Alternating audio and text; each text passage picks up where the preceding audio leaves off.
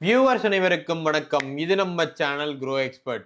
இந்த வீடியோல என்ன பார்க்க போறோம் அப்படின்னா, ரூ. 22 இருக்கிற ஒரு பேங்கோட ஷேர் பத்தி தான் பார்க்க போறோம். அது வேற எந்த பேங்க்கும் இல்ல, எஸ் பேங்க். ஸோ நெறைய இன்வெஸ்டர்ஸ்க்கு இந்த ரூ. 22ங்கிறது ஒரு டெம்ப்டிங்கான நம்பரா இருக்கும்.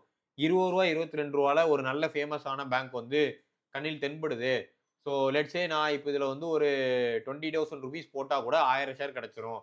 ஸோ அந்த கணக்குல வந்து நெறைய இன்வெஸ்டர்ஸ் வந்து ஒரு பிளான் பண்ணி வச்சிருப்பாங்க. சரி நம்ம இத ஏன் வாங்கக்கூடாது அப்படின்னு சொல்லிட்டு கம்பேரிட்டிவ்லி. ஸோ இல்ல நம்ம கையில ஒரு ரூ. 1000 ரூ. 2000 இருந்துச்சுன்னா, கொஞ்சம் கொஞ்சமா போட்டு அக்யூமுலேட் பண்ணிட்டு வருவாங்க. ஆக்சுவலா இந்த பேங்க் வந்து உண்மைக்குமே சீப்பா இருக்கா? ஏன்னா இது வந்து ஒரு 70,000 கோடி மதிப்பிலான பேங்க். ஸோ ஆக்சுவலாவே சீப்பா இருக்கா? இல்ல இந்த ஸ்டாக்ல என்ன பிரச்சனை இருக்கு? இதுக்கு நெறைய பேருக்கு தெரிஞ்சிருக்கும். பாஸ்ட்ல இந்த இந்த பர்ட்டிகுலர் பேங்க் வந்து நெறைய விஷயங்கள்னால அடிபட்டு இந்த காஸ்ட்க்கு வந்து விழுந்திருக்கு. ஸோ இது திரும்பியும் அந்த பிரைஸ் க்ரோ ஆகுமா? அது எப்போ க்ரோ ஆகும்? ஆஸ் அன் இன்வெஸ்டர் நான் இப்ப இத வாங்கலாமா? இல்ல வாங்கி ரொம்ப லாங் டெர்ம் ஹோல்ட் பண்றேன்னா என்ன பண்ணணுங்கிறது தான் இந்த வீடியோல டீட்டெயிலா பார்க்க போறோம். இதுவரைக்கும் நம்ம சேனல சப்ஸ்கிரைப் பண்ணாம வீடியோ பார்த்துட்டு இருக்கீங்கன்னா, share market, wealth creation, growth ரிலேட்டடான கன்டென்ட் தெரிஞ்சுக்க நம்ம சேனல மறக்காம சப்ஸ்கிரைப் பண்ணிருங்க. நம்ம கம்யூனிட்டில மெம்பரா மாறிருங்க. ஸோ ஸ்டாக்கோட பிரைஸ் வந்து ஆல்மோஸ்ட் வந்து ரூ. 22. ஸோ பிரைஸ் டு புக் பார்க்கும்போது 1.35, பிஇ வந்து 18.7, ரிட்டர்ன் ஆன் ஈக்விட்டி வந்து 7.1%, கிராஸ் என்பிஏ 1.3%. ஸோ ஓவரால் சிமிட்டமோ பொறுத்த வரைக்கும் ஒரு ஃபாரின் இன்வெஸ்டர்ஸ் பாயிண்ட் ஆஃப் வியூல 24.9% கிட்ட ஷேர் வச்சிருக்காங்க. ஜென்ரலா பிரைஸ் வந்து இந்த ஸ்டாக்கை பொறுத்த வரைக்கும் ஒரு இலூஷன் தான்.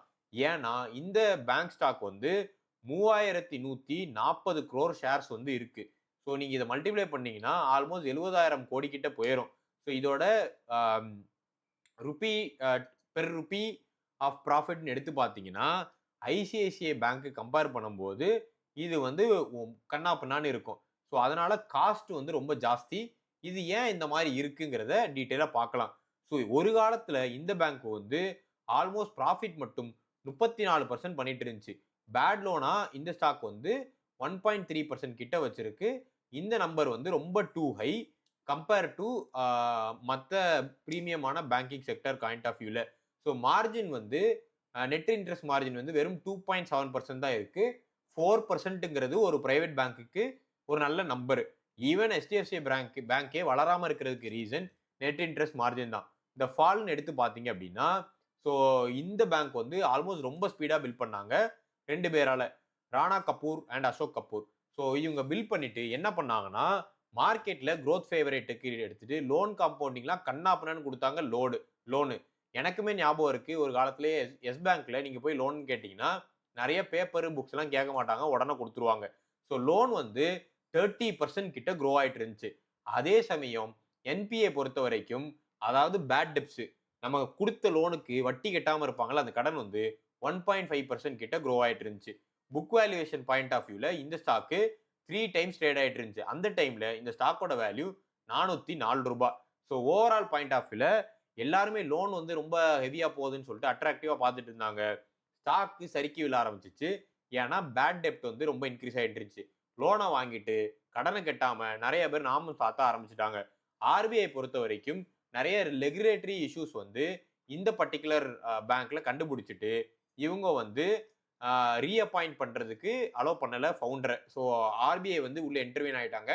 ஏன்னா பேங்கிங் சிஸ்டம் எல்லாமே ஆர்பிஐ தான் கவர்ன் பண்ணும். ஸோ இதை ஒட்டி ஸ்டாக்கு -34% கீழே விழுந்துருச்சு. இது போக இவங்க வந்து நிறைய எக்ஸ்போஷர் வந்து ஸ்ட்ரெஸ்டா இருக்கிற பிசினஸ்ல வச்சிருந்தாங்க. லைக் ரிலையன்ஸ் கேபிட்டல், ஈசெல், Cafe Coffee Day, Cox and கிங்ஸ்ன்னு சொல்லிட்டு கண்ணா பின்னான்னு கேட்டவனுக்கெல்லாம் கடன் கொடுத்து வச்சிருந்தாங்க. ஸோ அதனால இந்த பேட் டெப்ட்ஸ் வந்து 2800 கோடியில இருந்து 32,000 கோடி கிட்ட 6 குவார்டர்ல இன்க்ரீஸ் ஆயிடுச்சு. ஸோ உடனே ஸ்டாக் வந்து ரூ. 90 கீழே வந்துருச்சு.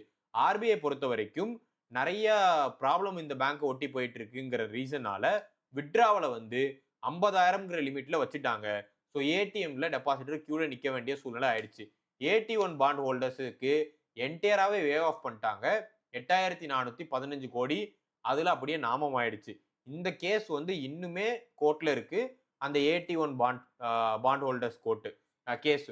ஸோ எஸ்பிஐ பொறுத்த வரைக்கும் இந்த பேங்க் எப்படியாவது மீட் எடுக்கணும்னு சொல்லிட்டு 250 கோடி கிட்ட உள்ள போட்டு 49% ஆஃப் ஸ்டேக்கை வாங்கிட்டாங்க. அண்ட் அது கூடவே 7 பிரைவேட் பேங்க்கும் வாங்கி தான் இந்த பேங்கை சர்வே பண்ண வச்சாங்க. அந்த டைம்ல இதோட வேல்யூ வெறும் 10 ரூபாய். ஸோ அதுக்கப்புறம் 15,000 கோடிக்கான எஃபிஓ போச்சு. அந்த டைம்ல இந்த பேங்க் வந்து 12 ரூபாய். ஸோ அது போக மத்த பிரைவேட் ஈக்விட்டி எல்லாம் சேர்ந்து 8,900 கோடி கிட்ட இன்வெஸ்ட் பண்ணியிருக்காங்க. இப்போ உங்களுக்கு தெரிஞ்சிருக்கும். இதோட பிரைஸ் வந்து 400 ரூபாயில இருந்தப்ப ஓவரால் ஸ்டாக்கோட நம்பர் கம்மியா இருந்துச்சு. அதுக்கப்புறம் ஒவ்வொரு இன்வெஸ்டரா வந்து இந்த ஸ்டாக்கோட சைஸை ரொம்ப இன்க்ரீஸ் பண்ணிட்டாங்க. இப்போ ஆல்மோஸ்ட் 3000 கோடிக்கு மேல இதோட ஸ்டாக்கே இருக்கு in terms of number. So இந்த வேல்யூ ஆஃப் 22 ருபீஸ்ங்கிறது அந்த நம்பருக்கு கம்பேர் பண்ணும்போது ஸ்டாக்கோட டைல்யூஷன் ரொம்ப ஜாஸ்தியாயிடுச்சு.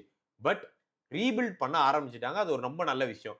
மே டு செப்டம்பர் 2025ல ஜப்பான்ல சுமிட்டோமோங்கிற ஒரு கம்பெனி வந்து 20% ஆஃப் ஸ்டேக்க எஸ்பிஐல இருந்தும் அதர் பிரைவேட் பேங்க்ல இருந்தும் வாங்கி லார்ஜஸ்ட் ஃபாரின் இன்வெஸ்டரா எஸ் பேங்க் உள்ள வந்துட்டான். பட் சுமிட்டோமோ ப்ரமோட்டர் கிடையாது. அதை நீங்க ஞாபகம் வச்சுக்கணும்.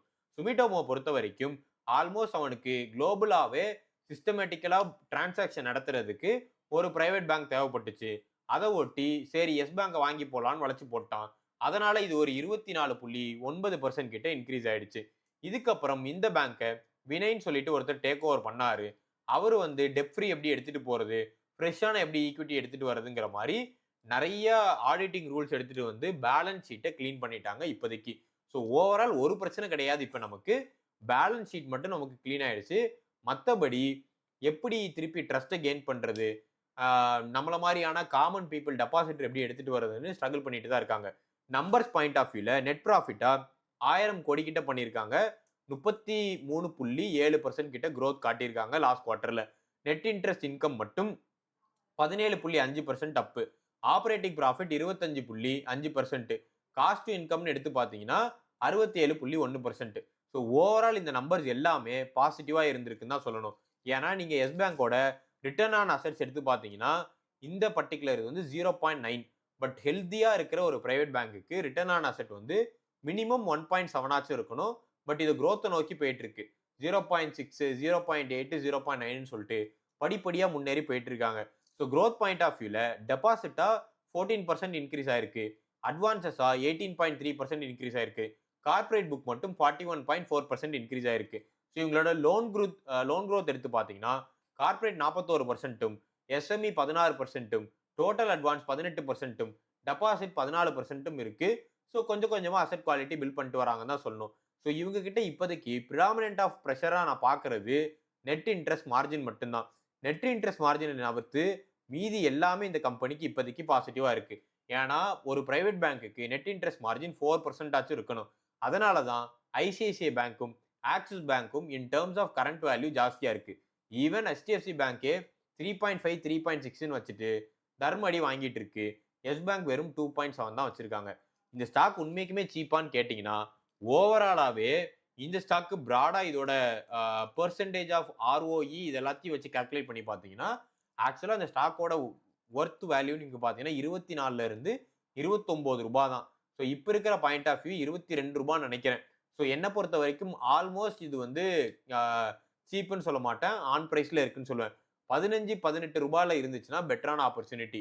ஒரு வேர்ஸ்ட் புல் கேஸ்ல இப்போ எல்லாமே நெட் இன்ட்ரெஸ்ட் மார்ஜின் 3.5க்கு மூவ் பண்ணிட்டாங்கன்னா 38 ரூபாயில இருந்து 45 ரூபாய் போறதுக்கான வாய்ப்புகளும் இருக்கு அப்சைட்ல. ஸோ ஓவரால் சுமிட்டோமோ இப்போ என்ன பண்ண ட்ரை பண்றாங்கன்னா, எனக்கு இந்த பேங்க்குக்கு ப்ரொமோட்டர் ஓனர்ஷிப் கொடுத்துரு, நான் இன்னும் நிறைய ஸ்டாக் வாங்கிக்கிறேங்கிற மாதிரி சொல்றாங்க.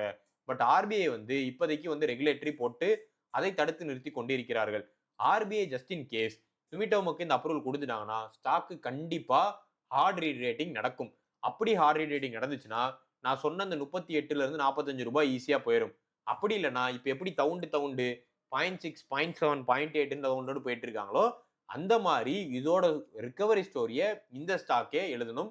எந்த ஒரு சப்போர்ட்டும் இல்லாம ரிஸ்க் பாயிண்ட் ஆஃப் வியூல இப்போதைக்கு லோ ரிட்டர்னு, ROI வந்து வெறும் 7.1. பிரைவேட் இந்தியன் பேங்க்ஸ்ல ஒரு ஹெல்தியான பெர்சன்டேஜா 12 to 13% இருக்கணும். டைல்யூஷன் ஆல்ரெடி இருக்கு. 3140 கோடி ஷேர்ஸ் வந்து ஆல்ரெடி இஷ்யூ பண்ணிட்டாங்க. ஃப்ரெஷ்ஷா ஃபண்ட் ரைஸ் பண்ணாங்கன்னா கோவிந்தா தான். ஃப்ரெஜைல் டெபாசிட் இப்போ வரைக்குமே ஃப்ரெஷ்ஷா எந்த ஒரு டெபாசிட்டும் வரல. யோசிச்சு பாருங்களேன், ஏடிஎம்ல 50,000க்கு மேல லிமிட் இல்ல, உங்களால 50,000க்கு மேல டெபாசிட் எடுக்க முடியாதுன்னா யார் தான் நம்பி திரும்பி அந்த பேங்க்ல போடுவாங்க? ஸோ ட்ரஸ்ட் ஏர்ன் பண்றதுக்கு டைம் ஆகும். ஏர்னிங்ஸோட குவாலிட்டி உண்மைக்குமே இம்ப்ரூவ் ஆயிருக்கு.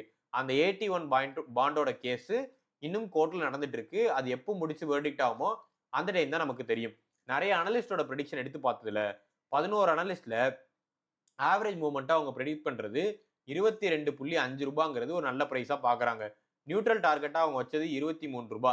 ஸோ இப்ப இருக்கிற பாயிண்ட் ஆஃப் வியூல நிறைய அனலிஸ்ட் ப்ராஃபிட் புக்கிங்க தான் ரெக்கமெண்ட் பண்றாங்க. 8 பீப்பிள் செல்லும், 2 people hold and only 1 person வந்து பை சொல்லியிருக்காங்க.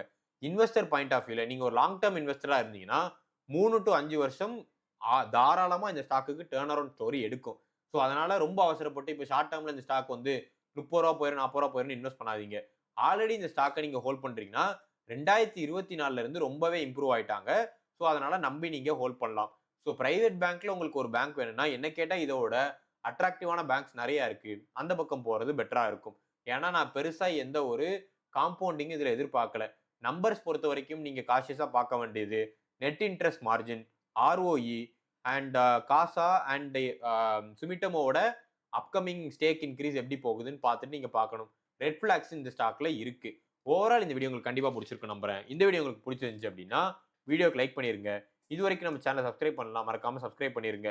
நீங்க எஸ் பேங்க ரூ. 22.5க்கும் ஆர்ஓஇ 12%ல வாங்குவீங்களா அப்படிங்கிறத கமெண்ட் பண்ணுங்க. ஸ்பெசிஃபிக்கா மத்த இன்வெஸ்டிங் ஃப்ரெண்ட்ஸுக்கும் உங்களோட பெர்ஸ்பெக்டிவ் பிடிக்கும். தேங்க்ஸ் ஃபார் வாட்சிங்.